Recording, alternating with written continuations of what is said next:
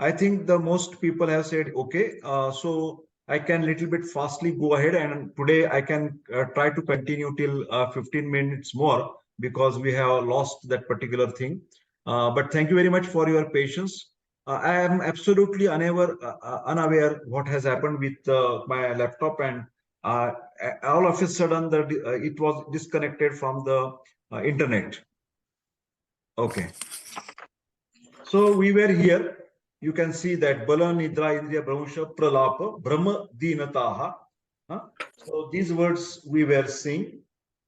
And here Dinataha, that means because courage has been lost. And moreover, instability of the mind, the person becomes, you can say, a little bit fearful. So Dinavana is in the both the sense. शारीरिक स्तरावरती सुद्धा तो अतिशय weak वाटतो आणि मानसिक स्तरावरती सुद्धा त्याचा weakness आपल्याला जाणवतो. आणि भ्रम याचा अर्थ चक्कर असं आपण ठिकाण.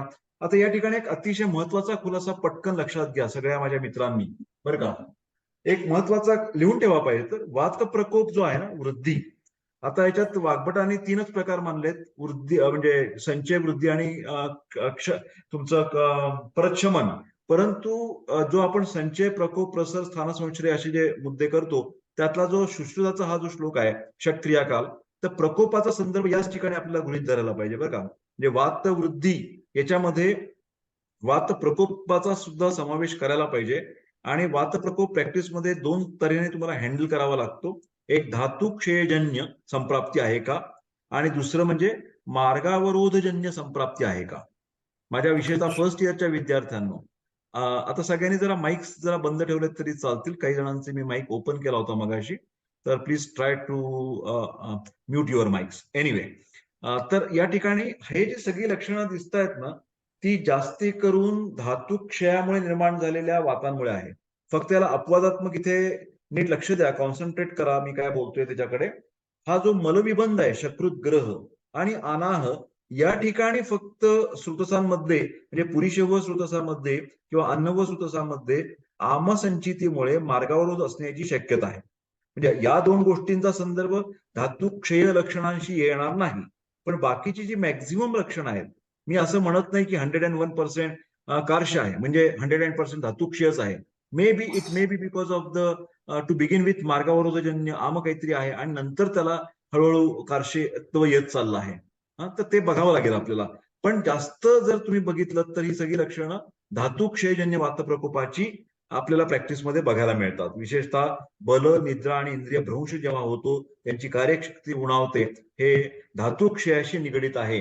मग तो शोधावा लागेल तुम्हाला, रसक्षय आहे का रक्तक्षय आहे का मांसक्षय आहे याप्रमाणे. ठीक आहे. Vaibhav, thank you very much. Yes sir, you are audible now. Okay fine, thank you. आणि तुम्हाला सगळ्यांनाच, वैभवच नाही सगळ्यांनाच धन्यवाद की तुम्ही थोडा मध्ये 10-15 मिनिटाची कळ सोचलीत. एनिवे, ही शिक्षण प्रक्रियेतल्या एक टॉलरन्सच म्हणून आपण, एंड्युरन्स तुमचा किती आहे. आता आपण पित्तवृद्धीकडे जातो आहोत. त्याच्यामध्ये बघा, पीत, विण, मूत्र, नेत्र, त्वक इथपर्यंतचा जो संदर्भ आहे त्याला पीत हा प्रिफिक्स आहे. म्हणजे पिवळेपणा कशा कशाला येतो. वृद्धम पित्तम झाल्यानंतर काय होणार आहे, पित्त वाढलं तर पुरीश शब्द बघा. विट याचा अर्थ पुरीश म्हणजे स्टूल्स, मूत्र म्हणजे युरिन, नेत्र म्हणजे डोळे आणि त्वक म्हणजे त्वचा, या सगळ्याला पीतवर्ण प्राप्त होतो. नंतर इथे शुट त्रुट, इथे सुद्धा अतिक्षुधा आणि अतितहान असं त्याचं लक्षात घ्यावं. जास्त भूक नेहमीपेक्षा, त्याचं जे प्राकृत वय असेल, प्राकृत प्रकृती असेल त्याच्यापेक्षा, अपेक्षेपेक्षा ऑल ऑफ ए सडन जर त्याची भूक वाढायला लागली, ऑल ऑफ ए सडन जर तहान वाढायला लागली, तर it is indicating that there must be some pitta imbalance, पित्ताचा homeostasis बिघडलेला आहे. मला वाटतं त्याचं एक ज्वलंत उदाहरण प्रत्येकाला सांगता येईल पटकन. सर, धातुक्षयजन्य वात प्रकोप मध्ये मेडिसिननी ठीक होतो का? ओके. का पंचकर्म पण निडेड आहे? धातुक्षयजन्य वात प्रकोपवर ट्रीटमेंट काय आहे? Okay, it's a very big question. पण एक लक्षात घ्या या ठिकाणी की धातुक्षय असताना तुम्हाला माहिती, जर पंचकर्माची तुम्ही अर्हता काढून पाहिलीत तर ती विशेषतः इन्व्हेजिव्ह टेक्निक्स आहेत. म्हणजे थोडक्यात त्याच्यामध्ये शरीर आणि मनाला श्रम होणार आहेत. तर या माणसामध्ये जर आधीच धातुक्षय झालेले असतील ते धातुक्षय कुठलाही शोधावं लागतं बरं का. म्हणजे रसाचा आहे का, रक्ताचा आहे का, मांसाचा आहे का, मेदाचा आहे, आणि त्या त्या धातू सारवान करण्यासाठीची ट्रीटमेंट देणं, रसायन ट्रीटमेंट देणं, म्हणजे तो धातुक्षय तुम्हाला दूर करता येतो. हा, इतकं ते साधं लॉजिक आहे. पण या ठिकाणी मला सांगायचं, त्यांनी विचारलं होतं की पंचकर्म करता येईल का, तर आय विल से जी डायरेक्टली वमन विरेचनासारखी मोठ्या प्रमाणात इन्व्हेसिव्ह आहेत ती करता येणार नाहीत धातुक्षयजन्य वातप्रकोप असताना. मार्गरोगजन्य असताना सुद्धा असेल तर त्याचं दीपन पाचन आधी करून घ्यावं लागेल, मग तुम्हाला पंचकर्म करावं लागेल. पण प्राधान्याने धातुक्षयजन्य वातप्रकोपामध्ये रसायन स्वरूपाची, टॉनिक्स या स्वरूपाची, धातू सारता वाढवणारी शमन चिकित्सा अधिक उपयोगी पडते. पंचकर्मांवरती सुद्धा मला असं वाटतं खूप छान लेक्चर्स घेता येतील, कारण पंचकर्मामध्ये एक लोकांचा गैरसमज आहे की सगळेच पंचकर्मांच्या मध्ये केवळ आणि केवळ शुद्धी होते आणि शरीराला आणि मनाला त्रासच होतो, असं नाहीये.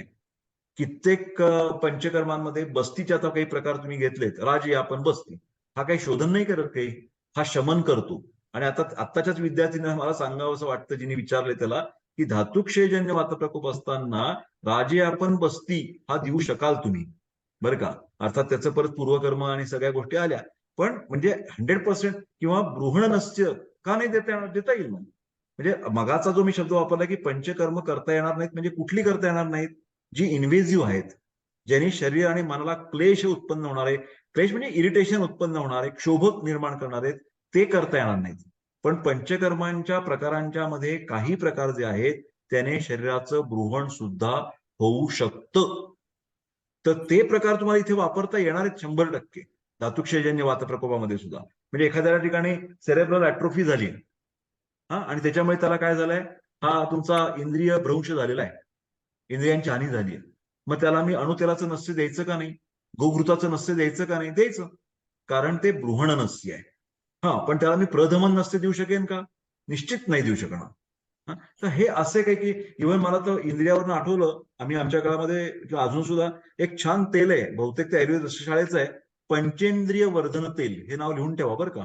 जसं अणुतेल तुम्हाला प्रत्येकाला माहिती आहे, तसं पंचेंद्रिय वर्धन तेल नावाचा प्रकार आहे. तर ते खूप छान आहे, विशेषतः ज्यांच्यामध्ये कुठली इंद्रिय दौर्बल्य आहे त्यांच्यामध्ये नसण्यासाठी आम्ही भरपूर वापरलेला आहे. मला असं वाटतं वात प्रकोप बऱ्यापैकी झालाय. आता आपण पित्ताकडे जाऊया. आता मी पित्ताची सगळी लक्षणं तुम्हाला वाचून दाखवली. त्याच्यामध्ये एक महत्वाचा मुद्दा आहे की जास्त भूक, जास्त तहान, परंतु झोप मात्र, दाह हा जास्त असतो, दाह प्रचंड वाढतो शरीरामध्ये, आणि अल्पनिद्रता, पण निद्रेला मात्र प्रॉब्लेम येतात. आता या ठिकाणी विद्यार्थ्यांनी एक लक्षात घ्यायला पाहिजे की पित्त प्राकृत अवस्थेत असताना सुद्धा, पित्त मी काय म्हणतो बघा, प्राकृत अवस्थेत असताना सुद्धा पुरुषाला आणि मूत्राला पीतवर्ण प्राप्त करून देणं हे कार्य करतच असतो. म्हणजे इट्स अ फिजिओलॉजिकल फंक्शन. पण इथे जी पित्तता म्हणलेली आहे ही प्राकृत नाही आहे, हा मला तुम्हाला मुद्दा सांगायचा आहे. इक्टिरस म्हणतात, म्हणजे एक साधं परत इंग्रजी शब्दाने तुम्हाला कळेल मूत्राच्या बाबतीत, लिहून ठेवा. पेल येलो, जेव्हा युरिनचा रिपोर्ट येतो ना, तर pale yellow is a normal. पण हाय कलर्ड युरिन असा जर रिपोर्ट आला तर हाय कलर्ड म्हणजे हे पित्त मूत्र झालं, पेल येलो म्हणजे प्राकृत पित्ताचं कार्य झालं.